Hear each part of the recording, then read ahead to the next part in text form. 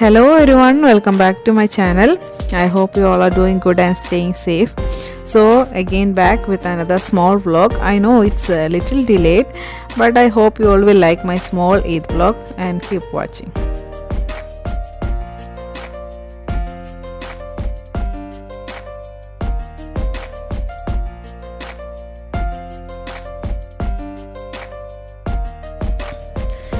So Eid പ്രമാണിച്ച് തലേ ദിവസം തന്നെ ഞാൻ കുറച്ച് സ്വീറ്റ്സൊക്കെ തയ്യാറാക്കുന്ന തിരക്കിലായിരുന്നു. അപ്പോൾ കുറച്ച് ഫ്രണ്ട്സിനും ഫാമിലീസിനും കുറച്ച് സ്വീറ്റ്സൊക്കെ കൊടുക്കാമെന്ന് പ്ലാൻ ഉണ്ടായിരുന്നു.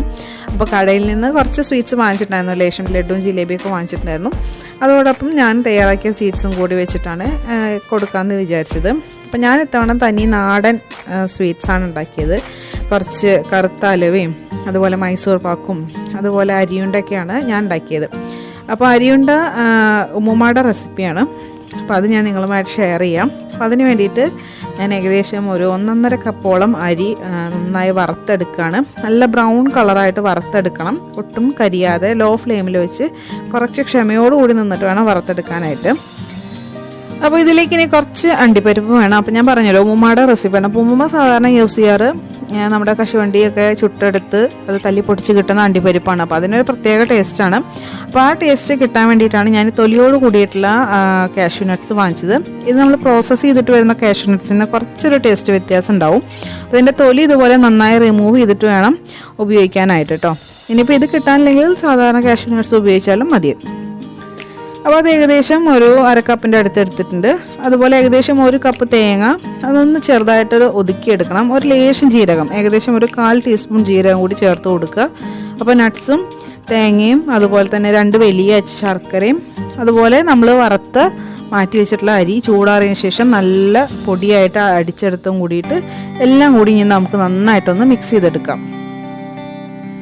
അപ്പോൾ അരി വേണമെങ്കിൽ അതായത് വറുത്ത് വെച്ച് നമ്മുടെ അരി വേണമെങ്കിൽ നല്ല പൊടിയായിട്ടോ അല്ലെങ്കിൽ തരിതരിപ്പായിട്ടോ പൊടിച്ചെടുക്കാം, നിങ്ങളുടെ ഇഷ്ടാനുസരണം. ഞാനിപ്പോൾ ഇവിടെ നല്ല നൈസ് പൗഡറായിട്ടാണ് പൊടിച്ചെടുത്തിട്ടുള്ളത്.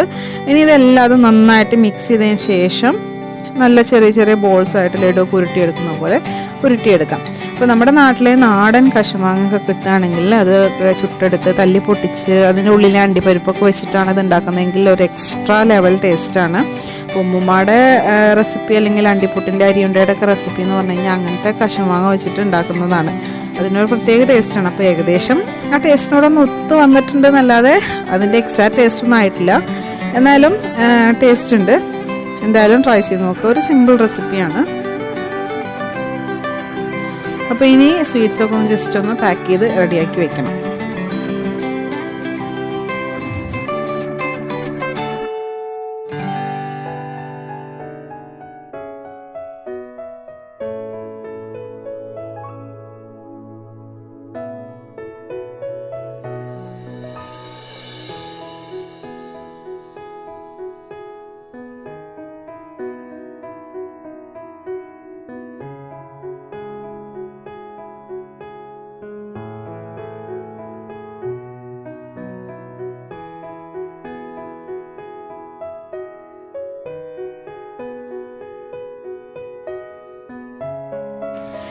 സോ ഇതിൻ്റെ ദിവസം രാവിലത്തെ ബ്രേക്ക്ഫാസ്റ്റിൻ്റെ പരിപാടികളൊക്കെ കഴിഞ്ഞതിന് ശേഷമാണ് ബിരിയാണി പ്രിപ്പറേഷൻ നിന്നത്.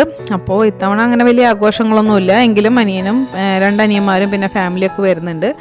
അപ്പോൾ അത് കാരണം കൊണ്ട് തന്നെ കുറച്ച് തലശ്ശേരി ചിക്കൻ ബിരിയാണിയാണ് തയ്യാറാക്കിയത്. അപ്പോൾ ഇതിൻ്റെ റെസിപ്പി ഞാൻ ഓൾറെഡി മുന്നത്തെ വീഡിയോസിൽ ഷെയർ ചെയ്തിട്ടുണ്ടായിരുന്നു. അപ്പോൾ അത് കാരണം കൊണ്ട് തന്നെ വീണ്ടും പറഞ്ഞിട്ട് ബോറടിപ്പിക്കുന്നില്ല.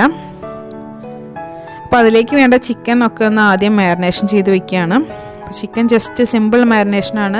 കുറച്ച് മുളക് പൊടിയും അതുപോലെ മഞ്ഞൾപ്പൊടിയും ഉപ്പും കുറച്ച് ഏകദേശം 1 ടേബിൾ സ്പൂണോളം ചെറുനാരങ്ങ നീരും കൂടി ചേർത്ത് ഒന്ന് മിക്സ് ചെയ്തതിന് ശേഷം അതിലേക്ക് കഴുകി വൃത്തിയാക്കിയിട്ടുള്ള ചിക്കൻ ചേർത്ത് കൊടുക്കുക. കുറച്ച് നന്നായിട്ടൊന്ന് മാരിനേഷൻ ചെയ്ത് ഒരു 15 മുതൽ അരമണിക്കൂർ വരെ നമുക്ക് മാറ്റി വയ്ക്കണം. അപ്പോൾ ചോറിന് ഞാനിപ്പോൾ ഇവിടെ ജീരകശാല അരിയാണ് എടുക്കുന്നത്. ഇപ്പോൾ ജീരകശാല അരി നമ്മൾ നെയ്ച്ചോറൊക്കെ വയ്ക്കുന്ന പോലെ തന്നെ 1 ഗ്ലാസ്സിന് 2 ഗ്ലാസ് വെള്ളം എന്നുള്ള കണക്കിൽ വറ്റിച്ചെടുക്കുകയാണ് ചെയ്യുന്നത്. അപ്പോൾ ചിക്കൻ മാരിനേഷൻ ആകുമ്പോഴേക്കും നമുക്കിതിലേക്ക് വേണ്ട മറ്റുള്ള ഇൻഗ്രീഡിയൻസും കൂടി ഒന്ന് റെഡിയാക്കി എടുക്കാം.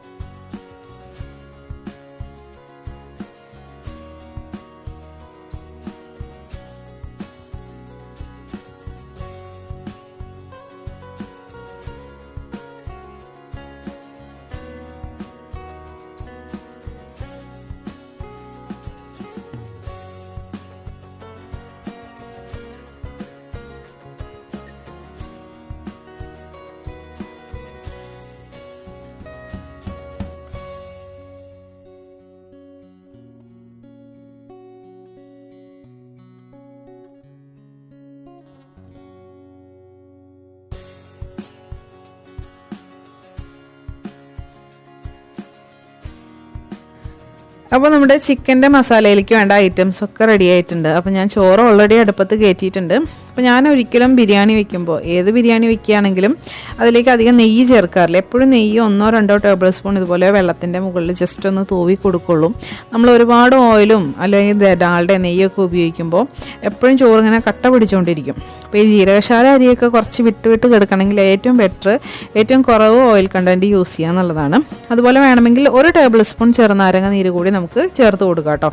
അതും ചോറിങ്ങനെ വിട്ട് കിടക്കാൻ ഏറ്റവും ബെറ്റർ ഐഡിയയാണ്.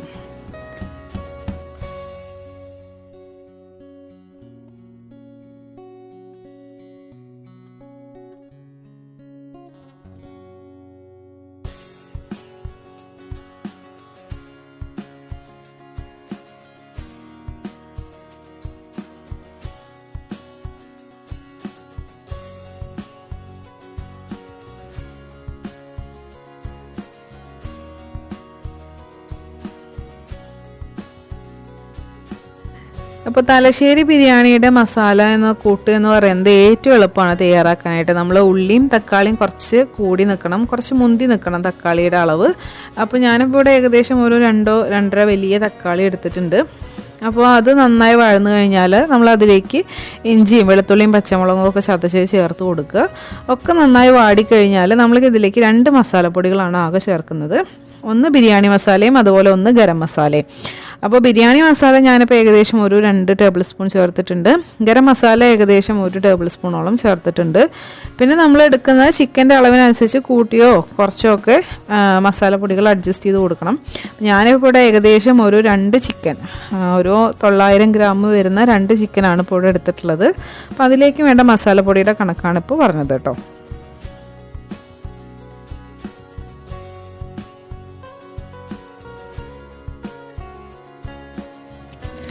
നമ്മളിതിലേക്ക് ചേർത്തിട്ടുള്ള നമ്മുടെ മസാലപ്പൊടികളൊക്കെ ലോ ഫ്ലെയിമിൽ എണ്ണയിൽ കിടന്ന് നന്നായിട്ട് മൂത്ത് വന്നിട്ടുണ്ട്. നമുക്കിനി ഇതിലേക്ക് തൈര് ചേർത്ത് കൊടുക്കണം. തൈര് ഇതിലേക്ക് ഒരു മസ്റ്റായിട്ടുള്ളൊരു കണ്ടൻറ്റാണ്. അപ്പോൾ അധികം പുളിയില്ലാത്ത തൈര് ചേർക്കാൻ ശ്രദ്ധിക്കുക. തക്കാളി ഓൾറെഡി നമ്മൾ കുറച്ച് കൂടുതൽ എടുക്കുന്നുണ്ട്. പിന്നെ വല്ലാതെ പുളിയുള്ള തൈരും കൂടി ഉപയോഗിച്ച് കഴിഞ്ഞാൽ മസാലയുടെ ടേസ്റ്റ് ആകെ മാറിപ്പോവും. അപ്പോൾ ഏറ്റവും ബെറ്റർ അധികം പുളിയില്ലാത്ത തൈര് ഉപയോഗിക്കുകയാണ്. ഞാനിപ്പോൾ ഏകദേശം ഒരു 3 വലിയ ടേബിൾ സ്പൂൺ നല്ല കട്ട തൈര് ചേർത്ത് കൊടുത്തിട്ടുണ്ട്. നന്നായി മിക്സ് ചെയ്ത് കൊടുക്കുക. ഇനി ഇതിലേക്ക് നമുക്ക് മാരിനേഷൻ ചെയ്തിട്ടുള്ള ചിക്കൻ്റെ പീസസും കൂടി ചേർത്ത് കൊടുക്കാം. അപ്പോൾ ചിക്കനൊക്കെ നന്നായിട്ട് മസാലയിൽ മിക്സ് ചെയ്യുക. പിന്നെ ഒട്ടും വെള്ളം ചേർക്കരുത്. നമ്മൾ ഈ മസാലയിൽ പ്രത്യേകം ശ്രദ്ധിക്കേണ്ട കാര്യം, ഒട്ടും വെള്ളം ചേർക്കരുത്. നല്ല ലോ ഫ്ലെയിമിലിടുക, അടച്ചു വെച്ച് കുറച്ച് നേരം വേവിക്കുമ്പോൾ തന്നെ അത്യാവശ്യം നല്ല ക്വാണ്ടിറ്റി വെള്ളം ചിക്കനിൽ നിന്ന് തന്നെ ഇറങ്ങി വരും.